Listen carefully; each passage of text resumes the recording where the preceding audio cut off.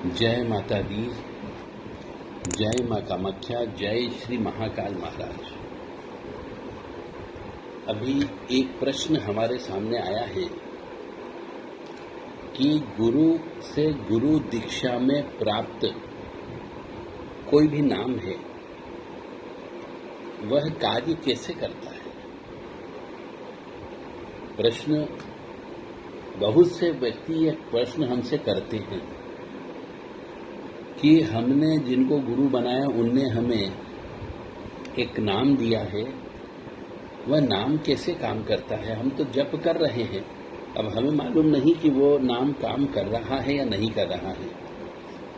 तो आज हम इस बात के ऊपर बिल्कुल जो शास्त्र सम्मत बात है वह हम आपके सामने रख रहे हैं। तो गुरु महाराज के द्वारा जो नाम दिया जाता है किसी भी ईश्वर का, उस नाम में इतनी सामर्थ होती है कि वह आपके जन्म जन्मांतर के बहुत से संचित पाप कर्मों को समाप्त कर देता है, बशर्ते कि उसको जप करते समय अनवरत जप करना है, गिनना नहीं है। बहुत से मनुष्य गुरु के द्वारा दिए गए गुरु नाम को माला से जप करते हैं, गिन करके जप करते हैं, जबकि गुरु के द्वारा दिए गए ईश्वर के नाम को अनवरत चलते फिरते उठते बैठते जप करने से एक समय के बाद हमारे पिछले कई जन्म जन्मांतर के जो संचित पाप कर्म होते हैं उनका नाश होने लगता है। अब यह गुरुदेव जी के द्वारा दिया गया नाम कैसे कार्य करता है।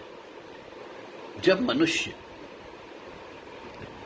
अपने गुरुदेव के द्वारा दिए गए ईश्वर के नाम यानी मंत्र के लीजिए या ईश्वर का नाम के लीजिए, उसका बार बार जप करता है, तो उस शक्ति जिसका नाम दिया है, उस शक्ति का नाम अवचेतन मन में चला जाता है, यानी सोते उठते बैठते ऑटोमेटिक नाम स्मरण आ जाता है और वह वहां पर संचित कर्मों को नष्ट करता रहता है।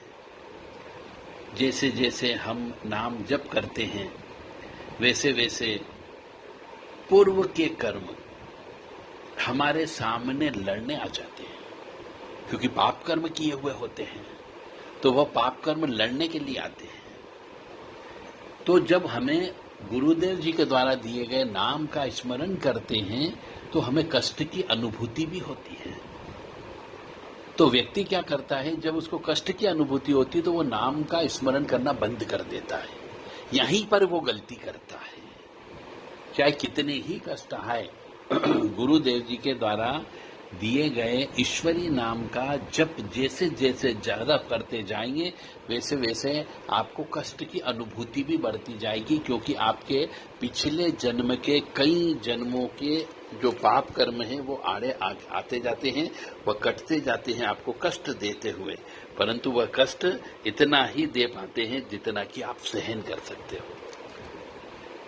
तो पूर्व जन्म के कर्म हमारे सामने लड़ने के लिए आ जाते हैं। तो जन्म जन्मांतर से संचित कर्म अपने स्थान पर है और वो आसानी से मिटने वाले नहीं होते हैं, इसीलिए मन को दुखी करते हैं, परेशान करते हैं, व्यथित करते हैं, ऐसी स्थिति पैदा करते हैं जिससे हम भगवान का नाम छोड़ दें, ऐसी परिस्थिति पैदा करते हैं, ऐसे कष्ट देना चालू कर देते हैं। परंतु मनुष्य को बिना घबराए बिना डरे पूर्ण रूप से ईश्वर में आस्था रखते हुए, गुरु नाम में आस्था रखते हुए, गुरु जी के आशीर्वाद में आस्था रखते हुए बिना घबराए बिना डरे नाम जप करते रहना चाहिए। तो वह भगवान नाम से अपने पिछले जन्म के पापों को नष्ट करता ही है और मन की गंदगी को साफ करता है, आत्मा की गंदगी को साफ करता है, मन को निर्मल करता है, मन को स्वच्छ बना देता है। और मनुष्य के अंदर के जो 10 विकार होते हैं, राग, द्वेष, अहंकार, दुख, रोग, काम, क्रोध, मोह, लोभ, अंधकार, इनको सबको मिटा देता है।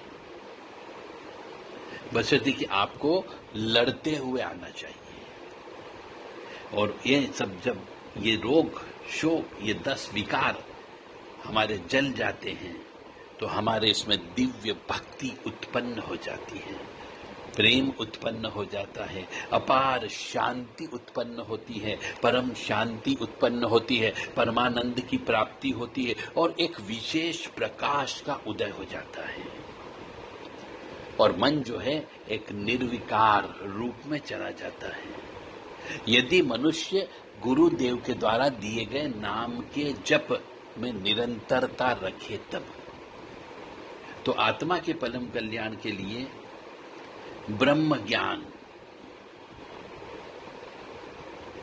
केवल ज्ञान अथवा मोक्ष की प्राप्ति भी कराता है और आत्मा जो है ब्रह्म तत्व यानी कि अनंत में विलीन हो जाती है, उसे दोबारा से जन्म मृत्यु के चक्र में नहीं फंसना पड़ता है, यानी कि किसी भी स्त्री की योनि से उसे नहीं निकलना पड़ता है।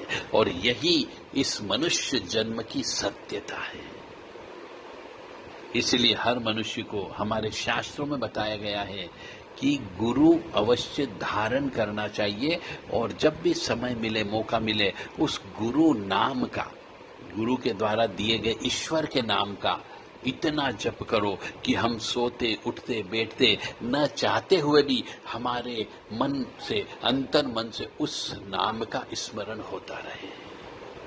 जय माता दी, जय मां कामाख्या, जय श्री महाकाल महाराज।